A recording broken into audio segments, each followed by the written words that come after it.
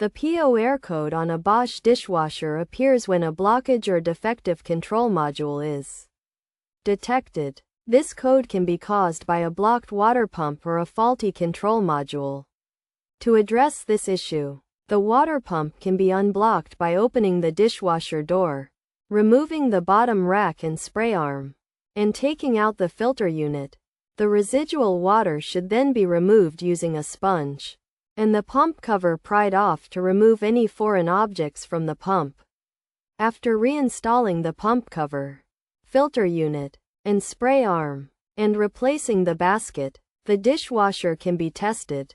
Alternatively, if the control module is faulty, it may need to be replaced, which involves disconnecting the power and water supply, removing the outer door panel, and checking the wiring for any damage.